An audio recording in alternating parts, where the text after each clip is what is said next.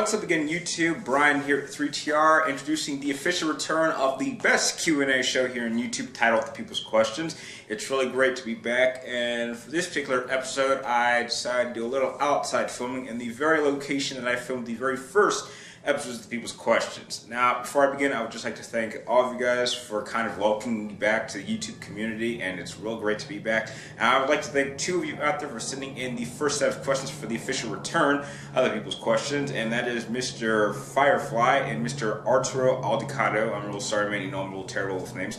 And I got actually a very solid list of questions and a very good set of interesting ones as well. So I'm going to jump right into them, and if you're familiar with what happens with outside filming, you do know I live right next to a military base, so please don't mind the jets, the helicopters flying nearby. Starting off with the first five questions coming from Mr. Firefly, and you want to know, what games will I be buying in November? In terms of buying, probably none. In terms of renting and playing and reviewing, currently I am playing through Call of Duty Advanced Warfare. The Evil Within was just sent to me.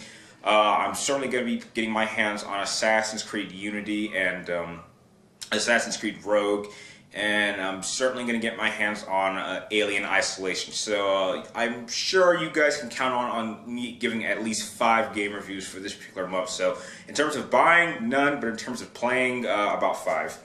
Next question is, do I personally collect collectibles in open world games? Yes, absolutely. I'm not as big as a trophy whore as I used to be, but I know I do like to take my time for a really good game, and I like to find all the little gizmos and collectibles and little side missions, because I don't know, I think it just adds more to the overall gameplay experience. And you know, some of those collectibles really do account to something really cool that could actually significantly change the flow of the gameplay. So yeah, depending on the game that I'm playing, I will certainly collect all the collectibles. Next question is, what do I think of Alien Isolation and the Evil Within so far? Well, I haven't played either one of them, but from what I've seen, I think that they're both going to be very good games when I finally get my hands on them. However, I don't think I'm going to like them as much as a lot of people. With the Evil Within, what I've noticed from a lot of people, because I've been watching a couple of people do Let's Plays for them, and from what they've been talking about and what they've been saying, it doesn't look like it's going to be as good as something like, say, Resident Evil 4 or something like Dead Space, but it certainly will be a classic return to actual survival horror games, which some people might appreciate and some people might not. And as terms of Alien Isolation, I think it's just a little bit of the same. I just think it's going to be much more stealth focused than I would like it to be. I wish there were more action scenes in an Alien game, but if you know the difference between Alien and Aliens, you'll know that one is strictly a horror movie and one is kind of more of an action horror movie, which, you know, that's something I particularly prefer. Next question is, do I think there are too many zombie games in the market? It's not that there are too many zombie games, it's that there are too many zombie-like games.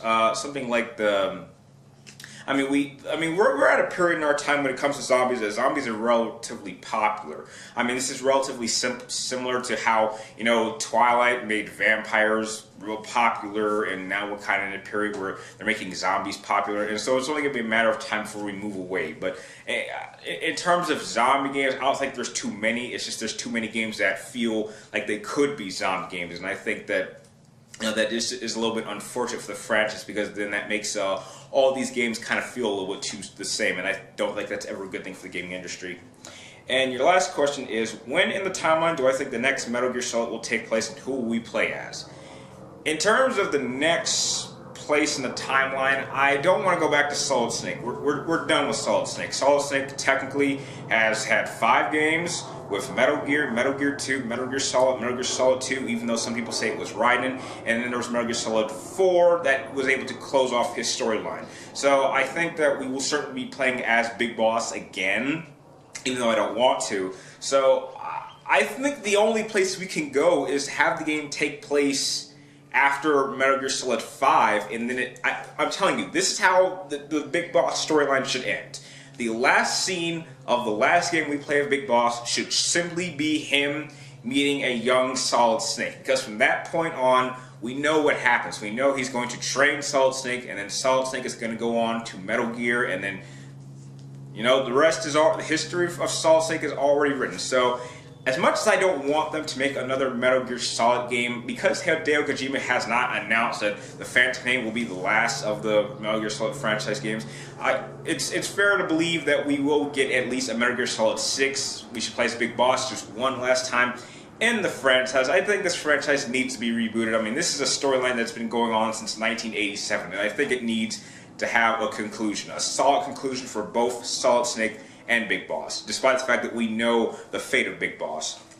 Now, the next 4 questions come from Arturo Articado, again, sorry with names, and you want to know, what would define as a family? That's a very bland term. I guess people you can count on, people you can talk to, people you can socialize with, but, you know, I'm kind of the wrong person to ask what does family mean to me, because the family that I live with is, it's not really what I would call as a solid family. I mean, the only 2 members of my immediate family that I would say I'm relatively close with is my brother and my mom, but the rest of the family, even in terms of relatives, I can't really say I'm particularly close with them. And your next question was, and what would define as a friend?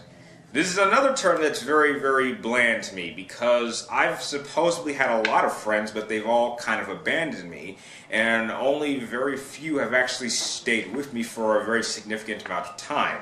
So I guess what defines as a friend is just someone who won't abandon me in my time of need. But you can say the same thing about, that's what families does, but, you know, I've had a kind of a downhill experience when it comes to family or friends, so I'm sorry if that answer is just a little bit unclear. And the last 2 questions are, what does Thanksgiving mean to me? Well, the name kind of is self-explanatory. Thanksgiving. Give thanks to everything that you have. A lot of people don't like to appreciate the things that they have until it's gone, and I think that's just the wrong way to look at life. I mean, although a lot of us would like to have things that other people have, it's best to appreciate the things that you do have, because when you're gone, and then you don't have them anymore. So that's what Thanksgiving means to me. And what does Christmas mean to me? It's just a giant marketing holiday in order for big business to make a lot of money. I mean, that's kind of when... I mean, I know that a lot of religious people like to think of it still being the holiday to celebrate the birth of Jesus Christ, but I think it's fair to state that Santa Claus has kind of pushed Jesus Christ out of the way, and most kids would like to meet Santa Claus because they like to get tribute, they meet Jesus Christ.